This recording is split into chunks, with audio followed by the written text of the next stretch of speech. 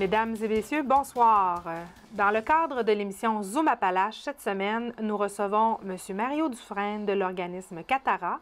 CATARA qui veut dire Comité d'appui aux travailleurs et travailleuses accidentés de la région des Appalaches. Et ce soir, on parle cannabis. Bonjour Mario. Bonjour Karine.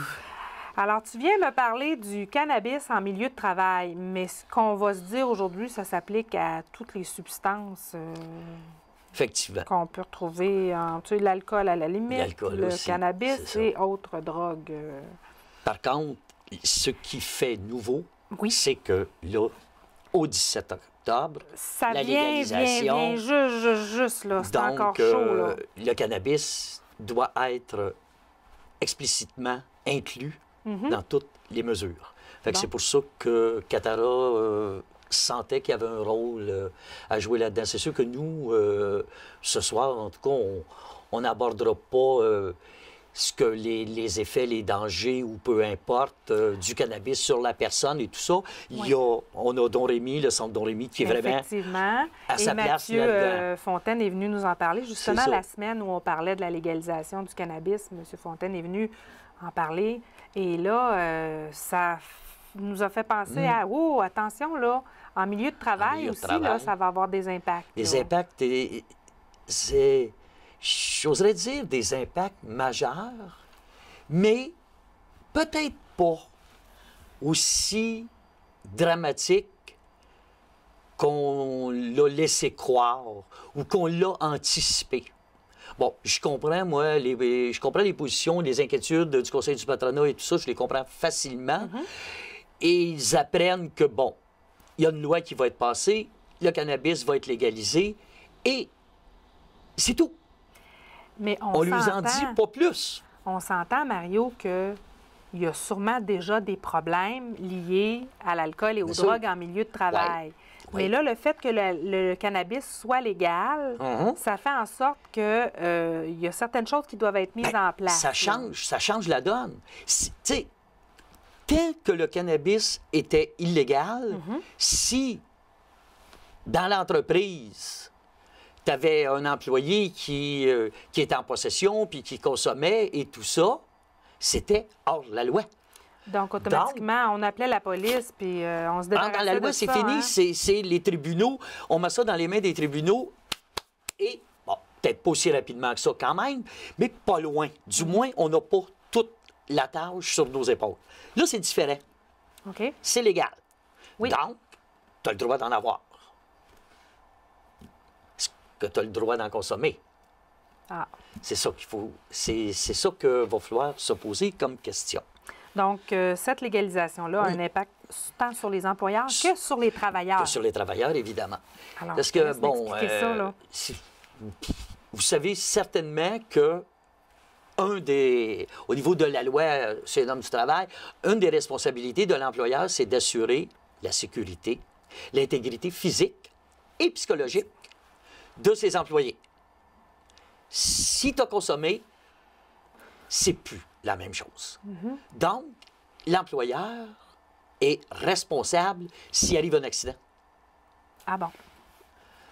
Je disais Mais oui, c'est vrai, hein? Oui. C'est l'employeur. C'est la même chose. C'est la même chose qu'à tous les niveaux. Il est responsable s'il y a un accident. L'employé aussi a des devoirs, justement, c'est-à-dire de faire attention, de porter les vêtements de sécurité nécessaires et tout ça. Donc, un autre devoir, c'est de ne pas consommer. Ah bon. Parce que là, tu as un risque. Oui, effectivement. Donc là, s'il arrive un accident, puis que tu t'en vas à CNESST et que tu as consommé, watch out, là, tu sais, si déjà il y en a qui disent que c'est dur de toucher ces indemnités, je ne sais pas ce qui va se passer s'il y a des questions de consommation. Et pour l'employeur, bien, c'est la même chose, l'accident est là, et il n'a pas pris les mesures. Là, on va juste rappeler comment ça fonctionne à la CNESST. D'accord. Anciennement, c'était la C'est la CSST. tout à fait. Mais on se blesse au travail. Oui. Alors, ce qu'on doit faire, c'est de compléter le formulaire déclaration, déclaration d'accident de travail. Tout ça. Explique-moi les étapes, bon, là. Ensuite, qui va suivre son cours, l'employeur a ses choses à présenter lui aussi. Si tu n'es pas certain, tu viens voir Catara, puis Oui. on remplit les formules, c'est envoyé, et ensuite le processus suit son cours. Tu es indemnisé ou tu ne l'es pas Ou tu selon, ne parce qu'ils l'es peuvent pas. contester. Toi aussi, tu as tes temps de contestation et tout ça. Tout ça, ça ne change pas. La seule chose, c'est que là, Bien, ça ne change pas, sauf si le travailleur a consommé. mais là, le travailleur, c'est ça que je dis, tout le processus, il est le même. Mais si tu as consommé, c'est plus la même chose parce que là, tu contreviens à tes devoirs d'employé et l'employeur qui l'a toléré contrevient à ses devoirs d'employeur, c'est-à-dire qu'il n'a pas protégé. Donc, qu'est-ce qu'il faut faire? Oui, bien, c'est parce que là, tu sais, c'est ça, là. Moi, ça me pose une question parce Oui. que tu as un devoir, Ah, tu as des droits, oui. mais tu as aussi droit à ta vie privée. Si Tu as le droit à ta vie privée, mais par contre, comme patron, tu as un droit de gérance. Ce qu'on appelle le droit de gérance. C'est à toi, c'est ton entreprise. Et tu as une production à mener. Tu as une rentabilité. Tu as aussi du monde qui dépend de toi, des travailleurs, puis tout ça. Donc, les rouages doivent être huilés. Donc, tu n'as pas à endurer non plus quelqu'un qui vient avec des facultés affaiblies, qui ralentit le travail ou qui risque de mettre en péril. Tu n'as pas à endurer ça chez vous. Ça, c'est un fait. OK. OK? Oui. Là, j'en entends qui disent, bon, Catara est rendu le défenseur des employeurs. Bien là, non, je vois pas ça comme ça, moi, là. Non. Ouais. Ce qu'on fait, c'est qu'on dit, attention, tout simplement, si on est en sécurité, c'est les employés qui ensuite en bénéficient au terme. Ben oui. Et c'est la même chose, comme je te disais, pour l'employé. Donc, il n'y a pas 36 solutions si tu as une entreprise. Non, mais tu sais, Mario, si on va plus loin Oui. que ça, là, tu vas sûrement être d'accord avec moi, le travailleur aussi a une responsabilité Oui. individuelle Tout à fait. de préserver sa santé et son intégrité C'est ça. physique. Et... C'est ça. Donc, Hein? de ne pas venir en consommation. Mais il vient chez toi. Donc, toi tu as aussi ce devoir-là de le prévenir que ce n'est pas toléré. Ah, Et c'est là qui devient important. Un peu comme, tu sais que Catara et Domahom, on s'est occupé d'une campagne de sensibilisation pour le harcèlement psychologique Oui. et tout ça, qui maintenant, par la loi, fait que l'employeur doit avoir une politique claire. Bien, ça va être la même chose avec le cannabis. oh, mais est-ce que tous les employeurs ont ces politiques-là? Ça existe-tu dans tous les milieux de travail? Bien, la plupart des grosses entreprises ont ça déjà au niveau de consommation de drogue. Ils vont avoir des petites modifications maintenant pour la légalité, mais pas grand-chose. Mais je te dirais, le pourcentage, je ne pourrais pas te dire, mais il y a certainement au-delà de... ça doit avoisiner la moitié. Mais par contre, les petites, moyennes entreprises, mais particulièrement les petites où tu as 5-6 employés, tu sais, il n'y en a pas de convention. Bon, parce qu'on travaille ensemble, on se côtoie, on dîne ensemble, patron, employé. Souvent, c'est de même que ça se passe. Tu as la bonne franquette. Ça peut être le fils, l'épouse, la fille, tu sais, et tout ça, et quelques personnes alentour qui forment la compagnie. Mais là aussi, au yeux de la loi, tu sais, tu ne peux pas jouer là-dessus. Là. Tu es obligé d'assurer pareil cette sécurité-là. Donc, ils vont avoir à faire une politique. Tu sais, cette politique-là, il n'y aura pas de modèle non plus. Parce que chaque entreprise est un cas d'espèce en soi.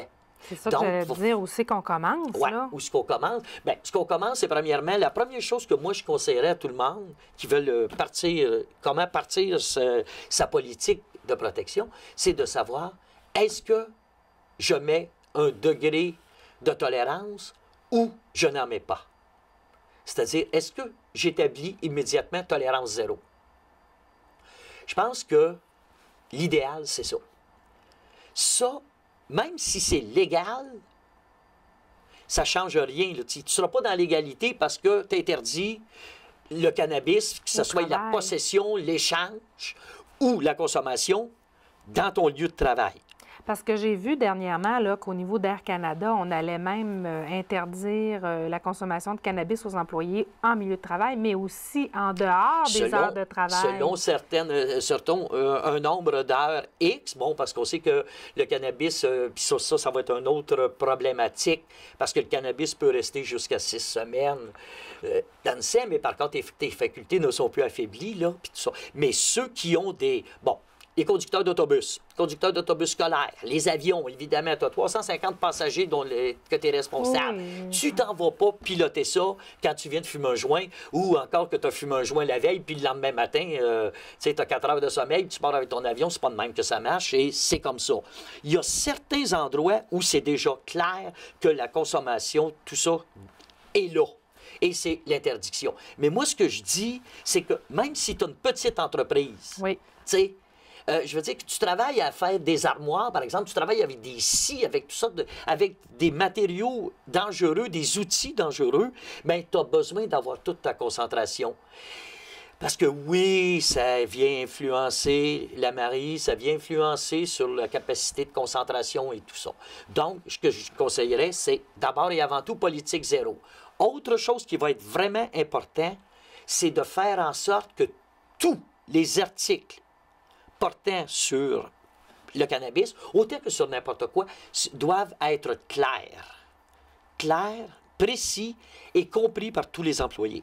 Donc, ça veut dire qu'on s'assoit avec son monde, Oui. on regarde ensemble la nouvelle politique, on en discute, on vérifie la compréhension et ensuite on signe le document chacun.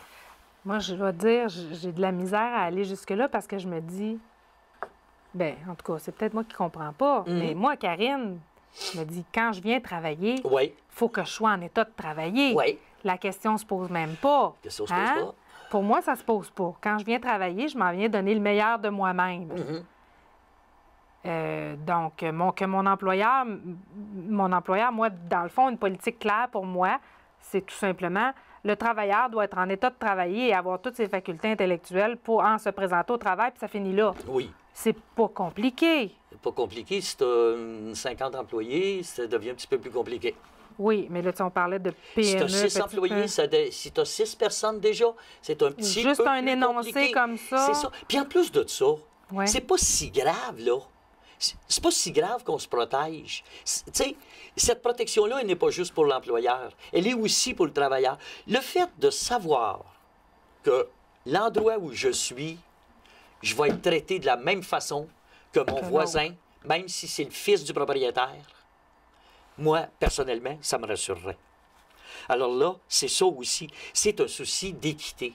Puis, c'est une protection à deux sens. Parce que s'il arrive un accident, il y a tout le processus dont on parlait tantôt qui va peut être très s'enclencher. pénible, hein? Et puis là, just too bad, si ce n'est pas fait, tu risques d'avoir des enquêtes et tout ça, la même chose que pour le harcèlement psychologique. Fait que c'est juste ça le message, là. Mais je le sais, par contre, que ce qui est embêtant, et ça, je ne parle pas là, que je sois pour ou contre la légalisation, mais ce qui est embêtant avec la loi, c'est que, hormis qu'il soit légalisé au Canada et tout ça, tous les à côté sont laissés dans les mains de d'autres. Donc, dans l'occurrence ici, les employeurs et les employés, c'est eux qui doivent porter ce fardeau-là de gérer chez eux. Mais je reviens quand même, tolérance zéro, ça c'est vraiment, vraiment important.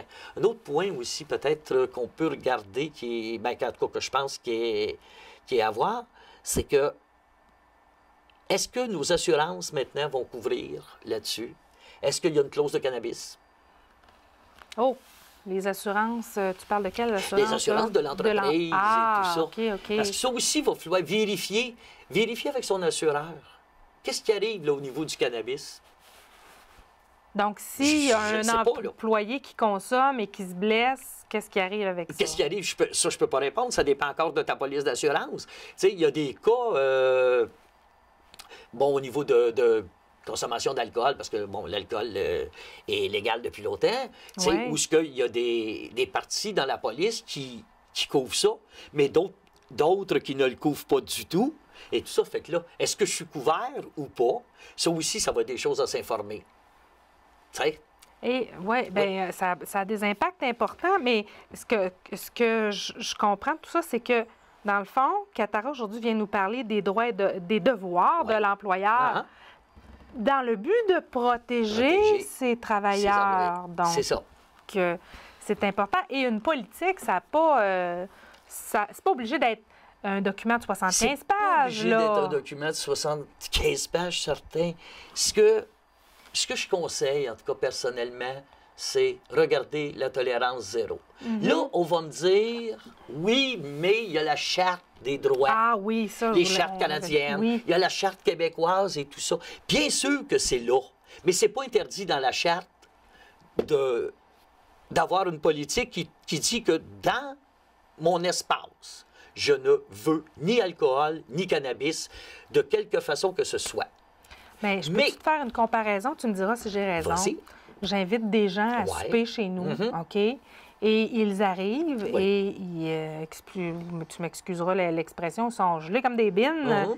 Et je veux dire, moi, je considère que c'est pas du tout adéquat. Ah. Je les sac dehors Oui. parce que je ne veux pas avoir de ces Oui. comportements-là chez nous. Oui. Mais Donc, bon, quand même, oui.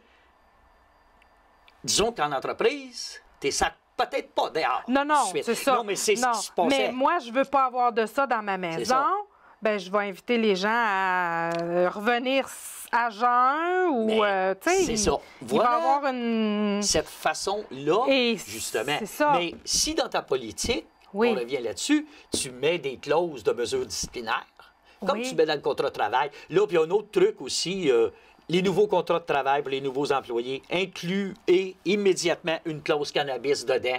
Avec vos tolérances et non-tolérances, ça va être signé. Vous pouvez aussi introduire là-dedans la notion de...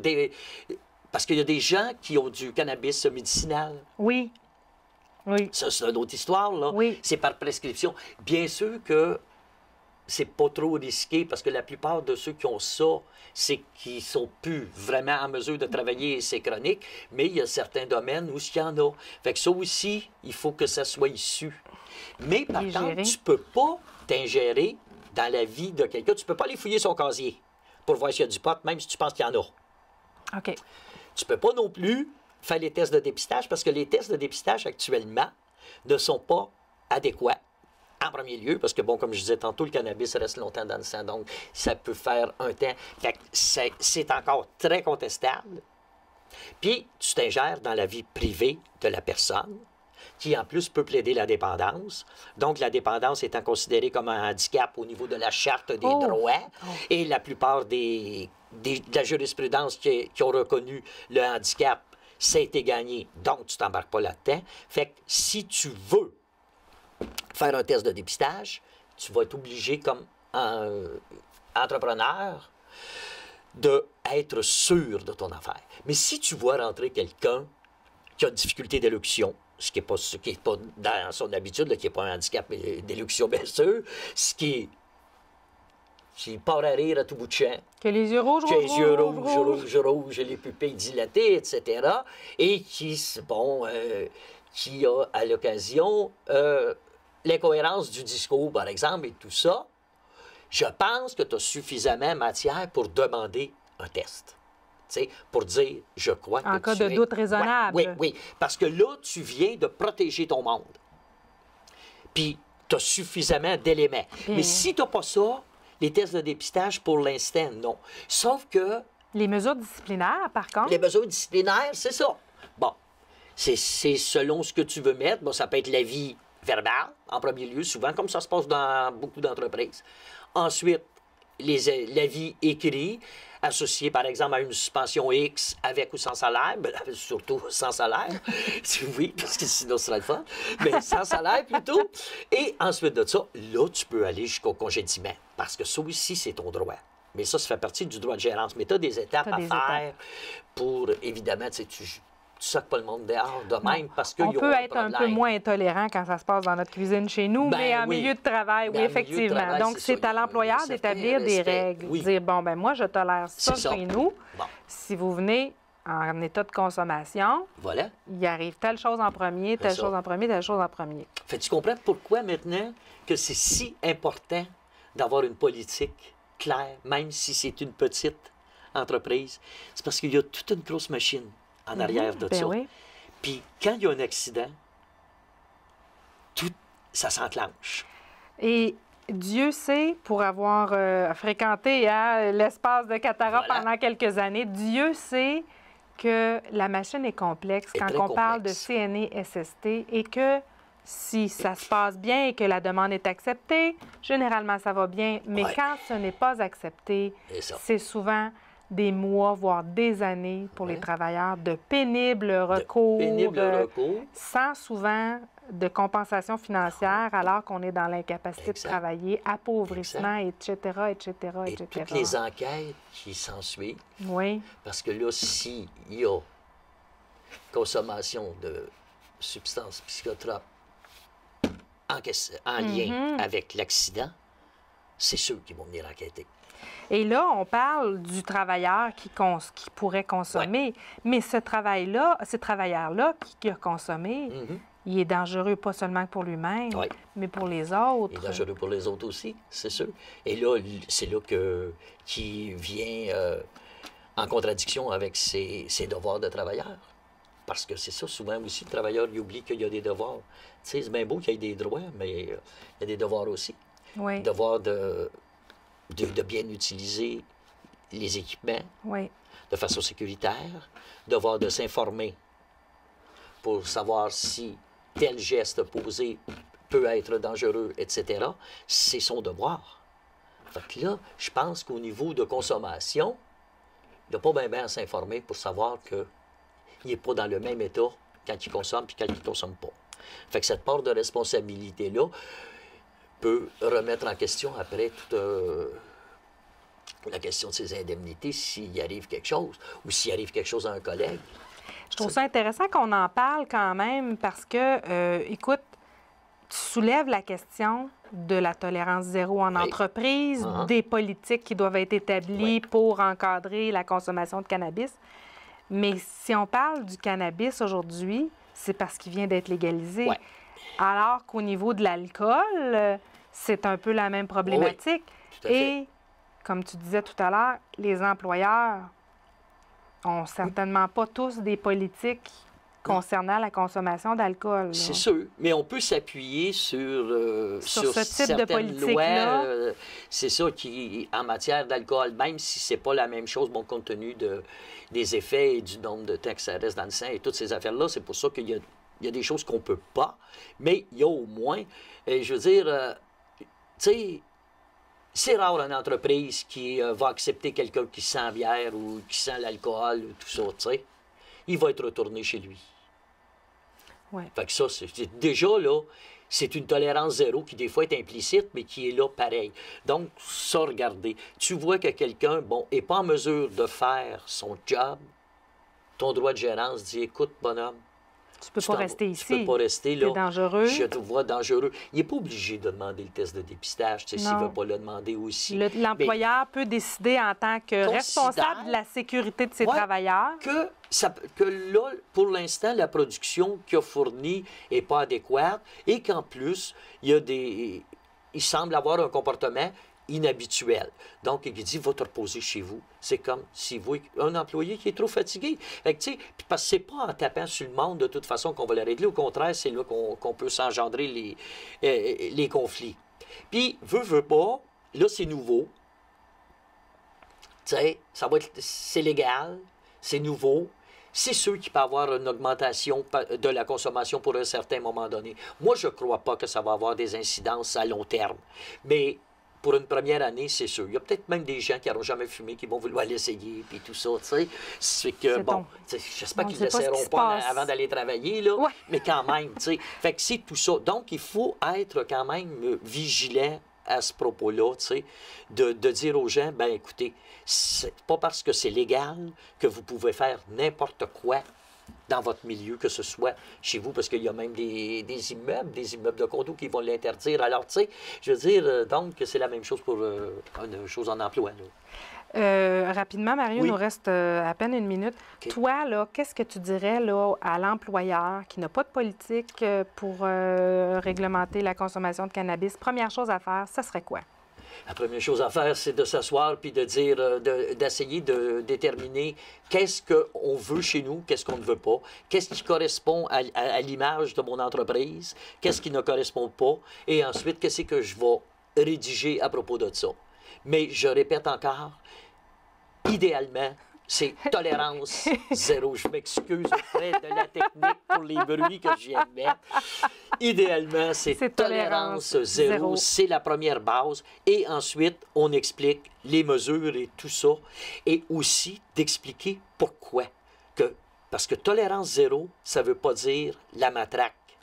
Il y a une raison à ça. Et si c'est bien clair dans l'esprit de l'employé, c'est pas des imbéciles, les gars, là, puis les filles qui travaillent dans des entreprises. Ils vont le comprendre. Je pense que c'est ça. Mais faites votre politique, s'il vous plaît. Hey, merci, Mario. Merci à toi. C'était très intéressant. Merci beaucoup. Quant à nous, mesdames et messieurs, nous nous revoyons la semaine prochaine pour une autre émission Zoom Appalaches.